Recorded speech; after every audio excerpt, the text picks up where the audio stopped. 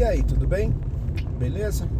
10h29, dia 30/7/2025, aproximadamente 14 graus e meio.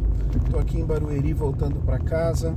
O dia começou daquele jeito que pelo menos uma vez por semana começa, que é acordar 1h30 da manhã, sair de casa 15:50, 10:50, chegar no cliente às 3 em Itupeva, e hoje eu tive a continuação ainda para um outro cliente em Atibaia.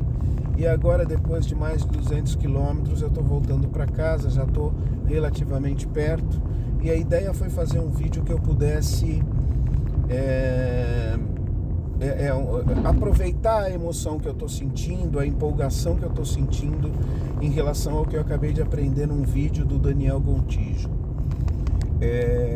Daniel Gontijo é um cara, um humanista, é um cara que normalmente leva no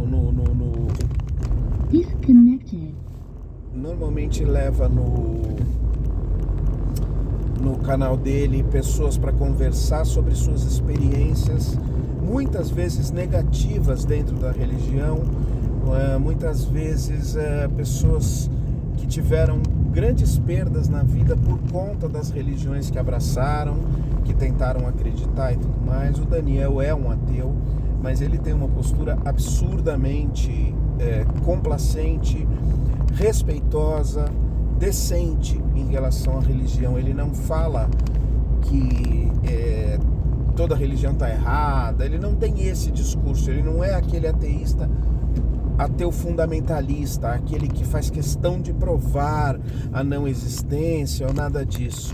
Ele muitas vezes gosta de explicar fenômenos que muitas vezes são vistos como religiosos, mas que na verdade tem uma explicação plausível física, científica, normal. E hoje eu aproveitei, quando eu faço essas viagens longas, eu ponho vídeos longos e os vídeos dele são relativamente longos quando ele traz pessoas. Muitas vezes ele também leva religiosos, pessoas que têm uma visão mais aberta em relação à religião, que ele acha que possam contribuir. Eu não assisti outros entrevistados religiosos no canal dele. E hoje foi a primeira vez que eu assisti. Eu vou pedir desculpa porque eu não me lembro do nome completo, mas é o pastor Hermes, um pastor evangélico. E a história dele me comoveu muito, muito, muito. E a postura, a atitude, a forma de pensar dele me comoveu muito. Calma que isso não vai me levar para um processo religioso, mas me faz novamente recuperar a simpatia que eu tenho por bons religiosos, né? Por aquela pessoa que não tá preocupada com o poder, com o dinheiro, com a elevação da sua fé em detrimento das outras e tudo mais. E esse pastor Hermes, ele deu uma aula de humanidade e humanismo que eu tenho que tentar contribuir. Eu vou dar um exemplo claro sobre algumas coisas que ele falou, e a principal é uma outra, fantástico. Ele contou em algum momento que ele estava dando um resumo sobre a vida dele. Ele contou que ele teve uma experiência mística, e isso fez com que ele repensasse seus conceitos e tudo mais. Não que ele abandonasse a religião, mas que ele repensasse os seus conceitos humanos, éticos, morais e religiosos. Ele é um cara, dando um resumo, ele é filho de pastor pentecostal, que também foi filho de pastor pentecostal, um cara extremamente instruído, que nasceu nesse meio religioso, pentecostal, ultraconservador, e que em algum momento deu uma mudada desse rumo, não deixando a religião e não deixando o princípio e o contexto da sua fé, da sua visão moral e ética em relação a tudo. E ele conseguiu juntar tudo isso na forma como ele vive e como ele pensa, e eu achei fantástico. Essa experiência mística ele não contou.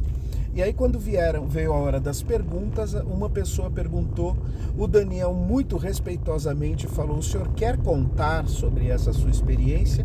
Fique à vontade se não quiser. E ele contou. Ele conta basicamente um milagre. Ele tem uma filha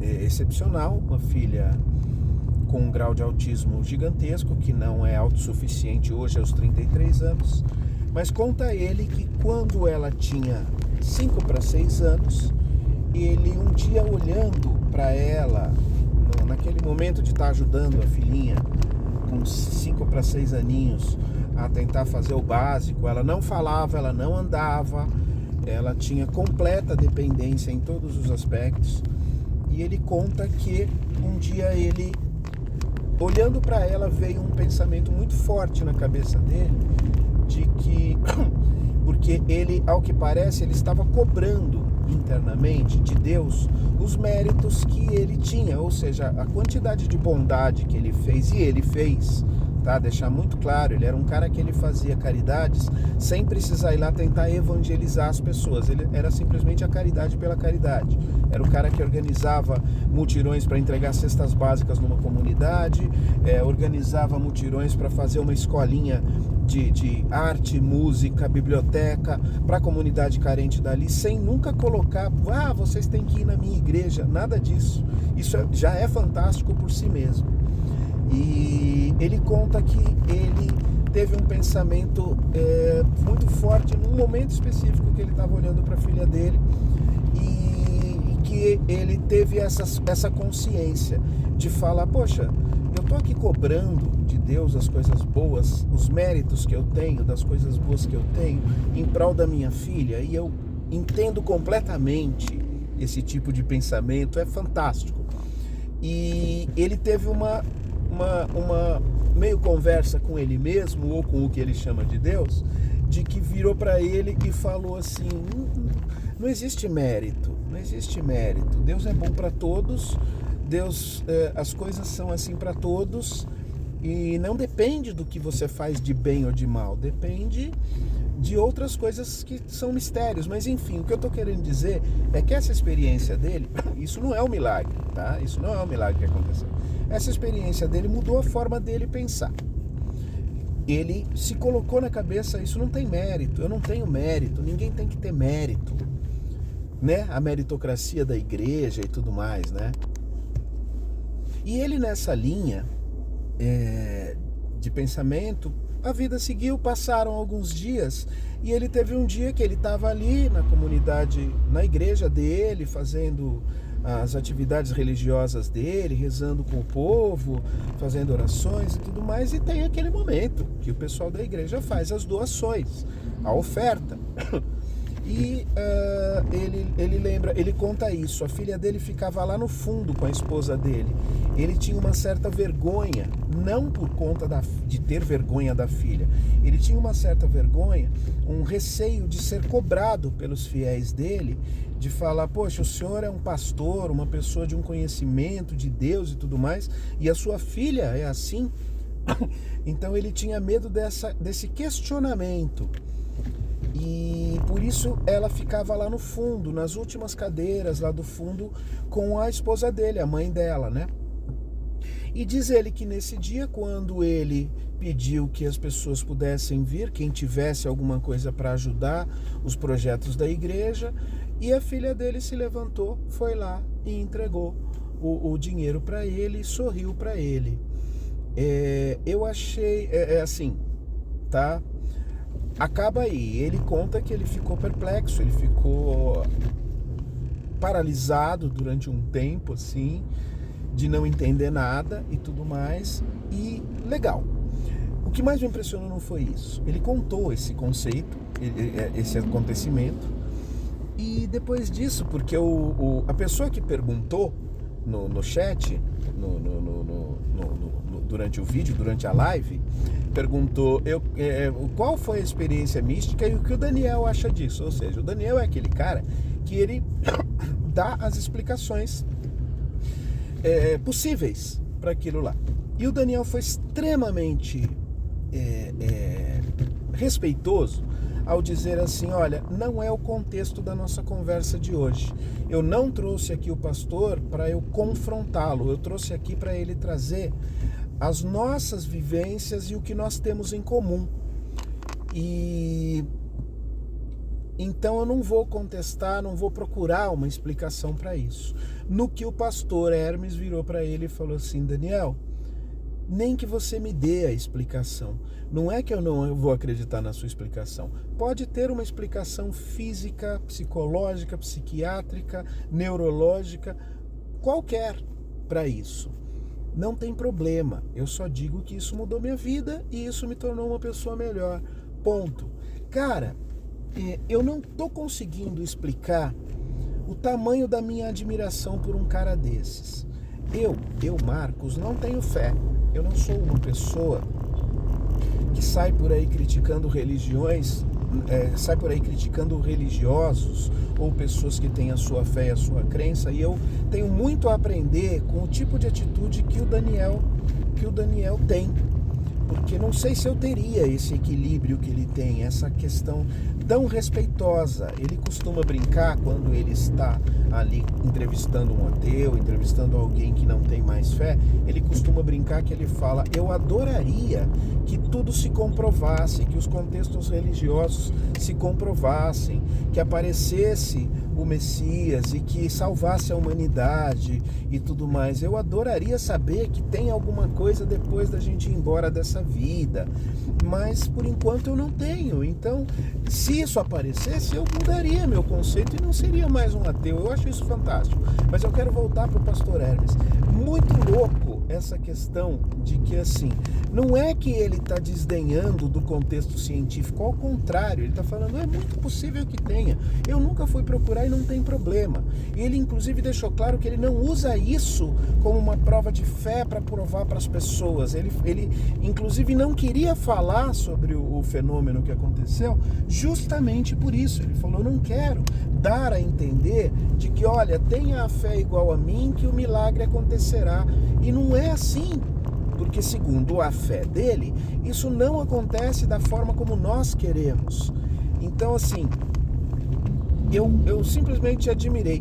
Ele é um pastor que ele segue o contexto do que ele entende como a mensagem principal do possível Jesus Cristo.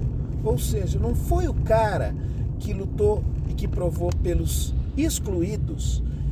Não foi o cara que lutou contra, que foi um anárquico à sua época. Ou seja, ele desfez, ele rompeu aquele conceito hierárquico religioso, aquele conceito hierárquico das autoridades, aquele conceito de submissão sem pensar e tudo mais. Enfim, ele coloca dessa forma e eu achei isso muito bonito mesmo. Eu achei uma forma bacana e aí me fez concordar ainda mais com o Daniel no contexto de que, cara, a gente tem mais coisas em comum do que coisas não em comum, entendeu? Eu falo por mim, os ateus que eu conheço, eu deixo claro de novo, eu não me considero ateu, mas eu não me considero crente em nada. Depois eu explico isso. Os ateus que eu conheço têm atitudes muito mais cristãs no contexto do que o Evangelho fala sobre caridade, sobre desprendimento, do que muitos religiosos que eu conheço e que eu vejo e que eu acompanho e que eu percebo na minha vivência, na minha curta captação de alguma inteligência. Então é isso que eu queria falar. Acho que eu consegui, não sei. Eu vou ver o vídeo agora para ver como é que pode ter ficado, para ver se vale a pena ser publicado. Eu gostei muito dessa ideia da gente ter a nossa religião, de ter qualquer religião, nunca se colocando como o arauto de toda a sabedoria do mundo. Ele se coloca, o pastor Hermes se coloca como alguém que tem a sua fé, a sua forma de pensar Deus, mas que na atitude é uma pessoa que ajuda os outros, não pergunta sexo, cor, religião, orientação sexual, não pergunta nada, apenas faz o bem. em ideias e em atitudes que a gente aqui que fica se dando uma de falando mal das religiões não faz bem para ninguém e ainda se acha com moral, né? Vai lá na Cracolândia, mesmo que seja para colocar um viciado dentro da sua igreja, não é melhor ele estar dentro da sua igreja do que na Cracolândia? Então, vamos parar com essa minimização e simplificação de pensamentos, beleza?